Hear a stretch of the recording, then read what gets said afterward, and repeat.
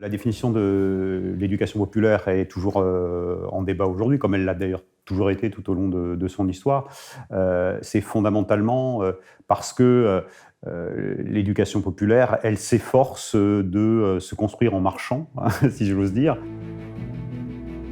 Alors pourquoi la jeunesse est-elle un enjeu important dans les années 60? D'abord pour une raison démographique, qui est qu'arrive à l'âge de l'adolescence les classes nombreuses nées dans l'après-guerre, celles qu'on appelle les classes du baby-boom. Cette nouvelle vague démographique, elle arrive dans un contexte de transformation sociale importante. C'est la toute fin de l'exode rural, le basculement définitif vers une France urbaine, symbolisée par exemple par la construction des grands ensembles à partir de la fin des années 50, et le sentiment assez partagé qu'il y aurait une crise des générations, ce qui suscite d'ailleurs des discours très ambivalents, à la fois une certaine fascination pour cette jeunesse parce qu'elle incarne le renouveau, l'entrée de la France dans une modernité, et en même temps la crainte que les débordements de cette jeunesse